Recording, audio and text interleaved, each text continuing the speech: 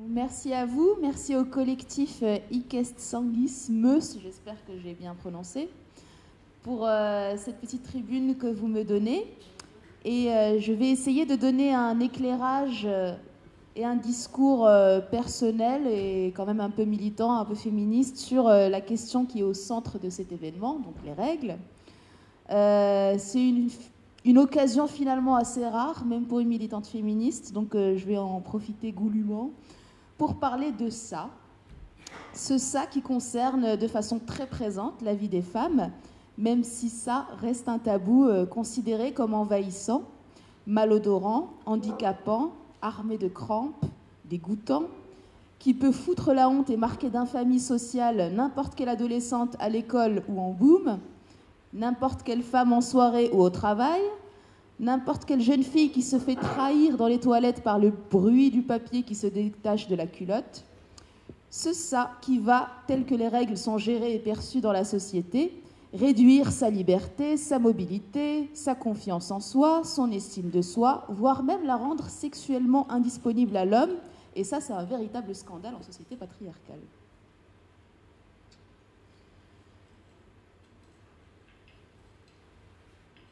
C'est d'ailleurs l'expression consacrée qu'on rétorque à son amant ou à son prof de gym « je suis indisposée ». Le mot le plus propre et le plus aseptisé qui puisse être trouvé, justement parce qu'il se met à une très grande distance du sujet. Si ce n'était pas un code de langage très communément admis, on se demanderait vraiment qu'est-ce que ça peut bien vouloir dire. La plupart du temps, surtout en ces temps modernes et connectés, les jeunes filles se tournent vers un moteur de recherche et se mettent à taper plein de mots, cycle menstruel, aïe j'ai mal, comment faire, et tombent d'abord sur des pages très sponsorisées de marques qui vont essayer de leur faire acheter la serviette ou le tampon dernier cri qui invisibilisera visuellement et olfactivement l'envahisseur. Donc ça sera plutôt une information à charge, partielle, orientée pour des raisons commerciales, qui vous fera haïr et vouloir étouffer vos règles. Sans vergogne, la stratégie marketing et les champs lexical ou visuels anxiogènes employés surferont sur le sentiment de honte, de culpabilité, de peur panique d'être découverte, en vous vendant des concepts de sécurité et d'hygiénisme culpabilisant à coups de produits parfumés qui vous irriteront les muqueuses en plus. La seconde source d'information, c'est les copines, mais comme notre société et sa description du féminin nous invitent très jeunes à être coquette, présentable, savoir se tenir, populaire en classe, et donc ne pas trop ramener ce sujet qui arrive difficilement sur ce tapis, les plus chanceuses d'entre nous auront à proximité une sœur ouverte, une maman cool ou une cousine sympa avec laquelle on s'entend assez pour se boucher le nez, se jeter à l'eau, jeter le pavé dans la mare, bref, mettre des mots sur ça. Comme je vous le disais, tout est fait pour nous faire haïr nos règles et fantasmer sur les moyens de les tarir. Ces règles qui nous ralentissent, augmentent notre température, nous rapprochent de notre corps, nous rappellent au cycle, nous ramènent à soi de façon douloureuse pour certaines, très agréable pour d'autres, voire les deux à différents moments de notre vie, selon la façon dont on les accueille et aussi pour des raisons, hélas, que l'on ne peut pas toujours maîtriser. Et pourtant, très paradoxalement, beaucoup d'entre nous les ont longuement attendues. Ces règles, quand on était petite fille et que tout le monde nous faisait comprendre que c'est à partir de ce moment-là qu'on deviendra une vraie femme. De même que lorsqu'elle tarde à venir, on avait remarqué la nervosité et l'inquiétude de nos parents qui se mettent à vous poser tout un tas de questions louches à partir de vos 16 ans, du style « sinon rien de neuf dans ta culotte, qu'est-ce qui se passe? Est-ce que tu es stressée au lycée? Est-ce que tu manges bien ?» Une fois advenues, ces règles, on les aura en moyenne 500 fois dans nos vies, parfois amoindries à coup de moyens contraceptifs ou parce qu'on est enceinte, parfois très abondantes. Elles sont donc les parois déchirées de l'utérus, raison pour laquelle ça tire parfois très fort et ça pique les yeux de sentir, puis de voir ces morceaux d'endomètre, le petit nid que notre ventre aménage chaque mois pour accueillir une éventuelle fécondation et qu'il clique droit envoyé à la corbeille si personne n'a rendu visite à notre ovule. Adorer et abhorrer, célébrer et silencier, voici le destin des règles. Si on les a, tant mieux, mais il faut le taire et le cacher. Si on ne les a pas, on est une paria. On les associe autant à la douleur, la règle principale du rite de passage pénible à la maturité, qu'à la fécondité qui a mille et une déesses dans les mythologies pour l'honorer. De fait, ce petit fleuve rouge a été une source féconde en mythes et en fantasmes. Selon l'anthropologue Françoise Héritier, bien des croyances patriarcales en ont découlé. Les femmes auraient été interdites dans les anciens temps de chasser les bêtes parce qu'on ne verse pas le sang 2 fois, le nôtre et celui d'autrui. Les femmes seront considérées pendant des siècles comme des êtres faibles, qui n'en finissent pas d'être malades, parce qu'elles seraient, selon la légende, humides et froides, vu qu'elles perdent leur chaleur corporelle en perdant le sang, tandis que les hommes, êtres secs et chauds, auraient plus de vigueur puisqu'ils savent garder leur sang au chaud, justement. Si seulement les croyances populaires n'avaient pas poussé si loin le naïvire de leur intérissable imagination.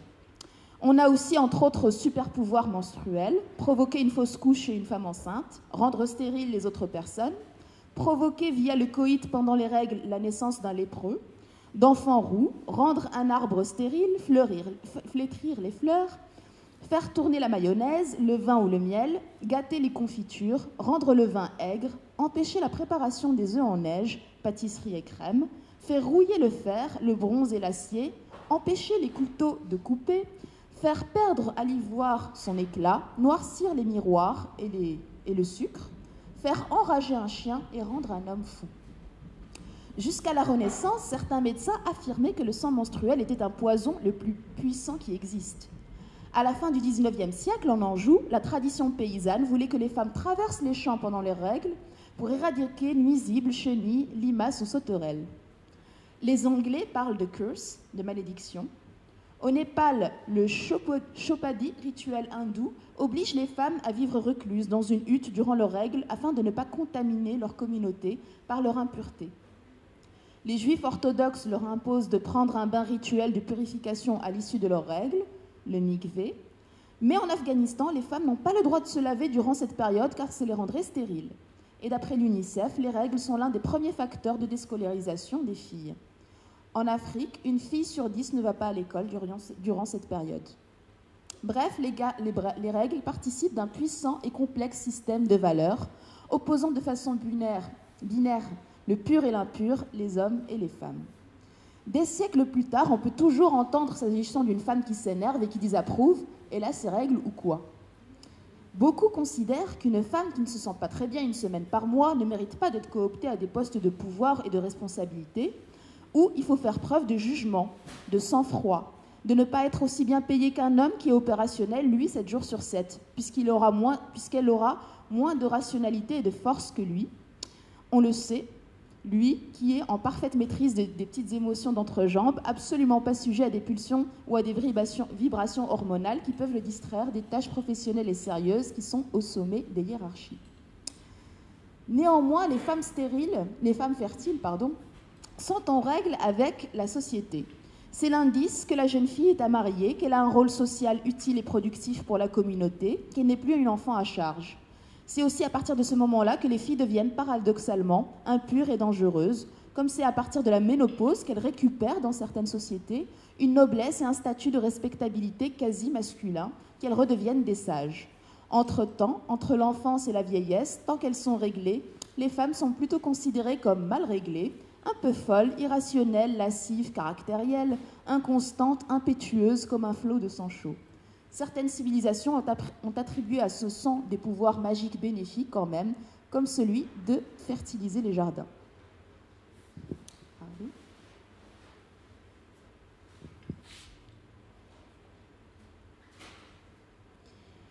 Et comme pas mal de choses qui ne concernent pas les hommes ou les concernent de très loin, les règles sont déconsidérées socialement.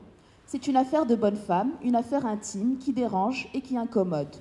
C'est dire comment certains députés ont rougi de confusion quand le sujet a débarqué à l'Assemblée nationale avec l'histoire de la tampon-taxe qui voulait faire des protections hygiéniques un produit de première nécessité alors qu'il concerne le deuxième sexe.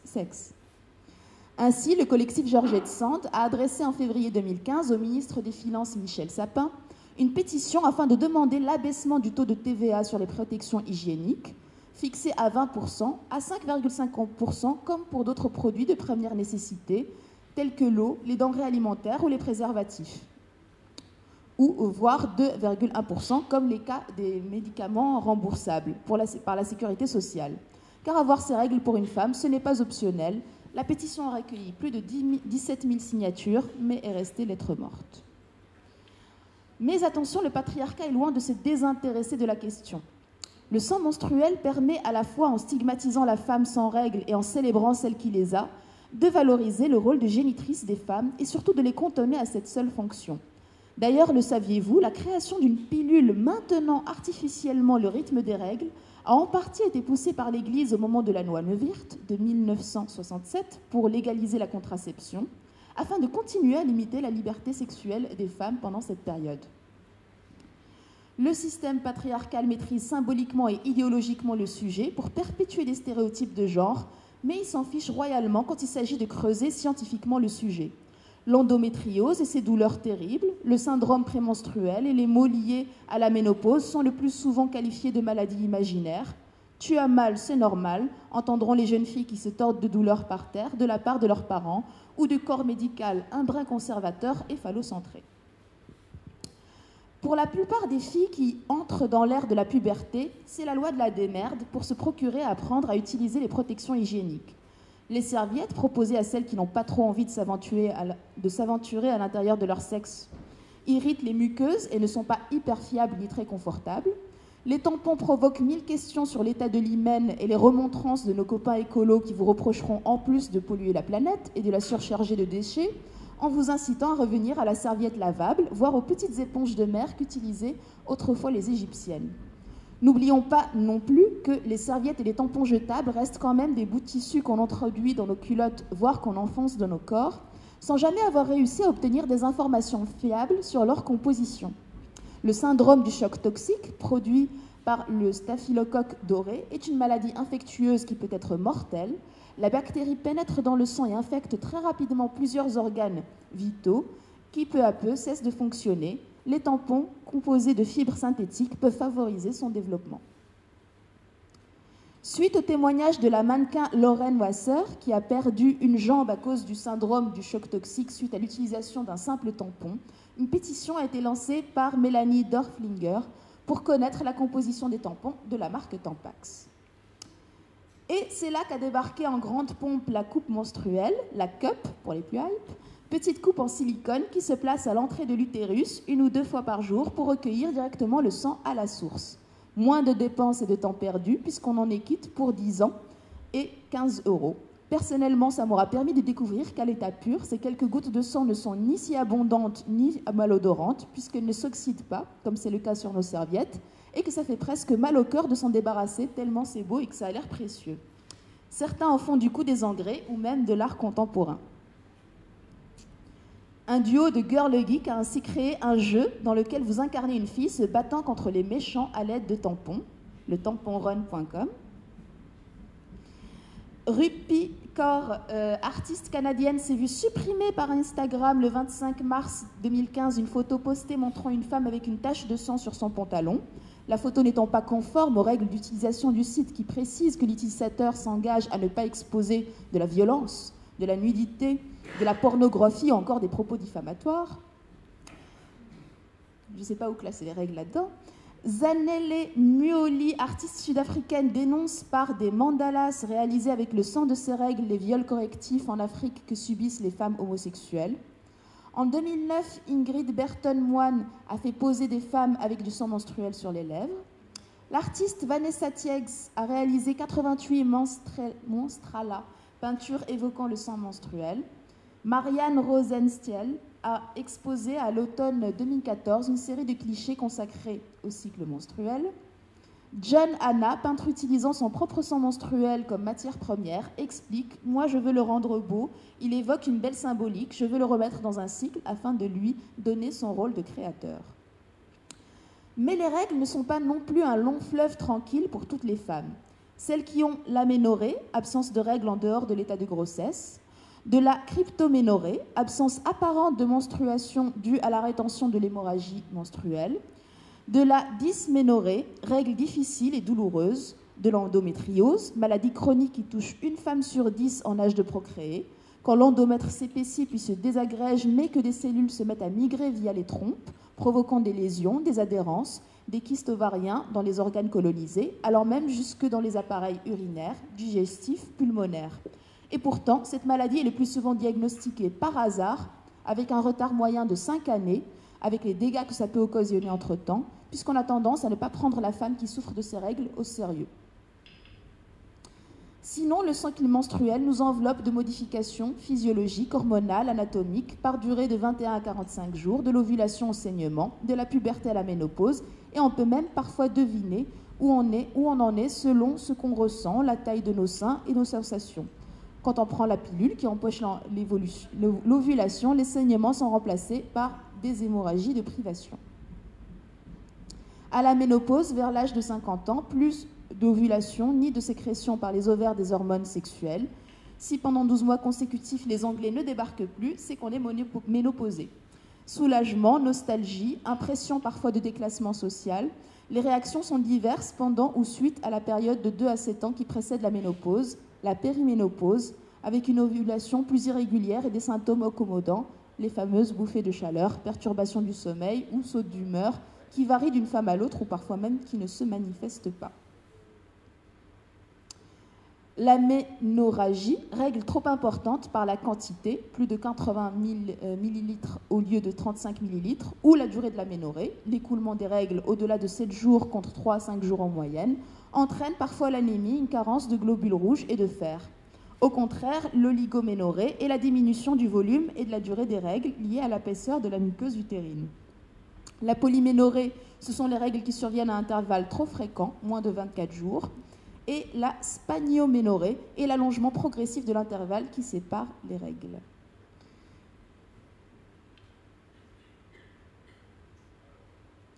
Le syndrome prémenstruel, ce sont ces fameux symptômes, humeur changeante, hypersensibilité des seins quelques jours avant les débuts des menstruations qui varient d'une femme à l'autre, voire n'en touchent pas certaines, encore une fois. D'autres, au contraire, iront jusqu'à subir le trouble dysphorique prémenstruel, tristesse, colère, dépréciation de soi ou dépression. Autant de symptômes qui n'ont rien de fatalité, qui peuvent se soigner si on en parle et si la science veut bien se pencher un peu plus sérieusement là-dessus. Après ce petit abécédaire et ces impressions, je reviens à ceux du féminisme, la sororité, la solidarité.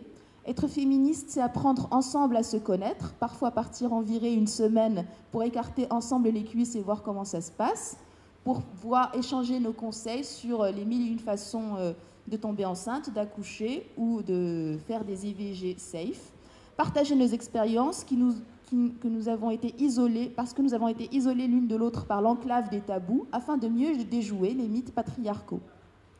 Je vous invite à lire comme initiation ce formidable esprit, le livre collectif dans les années 70, Nos corps, nous-mêmes, ou encore à soutenir l'initiative de 3 jeunes femmes au Royaume-Uni qui veulent sensibiliser l'opinion aux difficultés des femmes SDF réglées sous forme de pétition pour que les sans-abri pour sans domicile fixe soient systématiquement équipés en protection hygiénique, ce que notre association fait aussi auprès des femmes réfugiées qui sont très invisibilisées et c'est très difficile d'avoir accès à elles, de leur donner de l'information avec la barrière de la langue et entre autres de leur donner de l'information et des moyens de protection hygiénique. Nous devons créer ensemble un nouvel imaginaire puissant et positif, nous célébrer de la bonne manière plutôt que de laisser dire à propos de règles que les Anglais débarquent, sachant que c'est une expression qui renvoie après la défaite de Napoléon à Waterloo en 1815 aux troupes anglaises aux uniformes rouges qui ont débarqué en France et occupé le territoire pendant 5 années. Bref, un très mauvais souvenir pour la population. Merci pour cette 7e image. Bon, je m'arrête là et si vous avez envie de discuter, c'est quand vous voulez.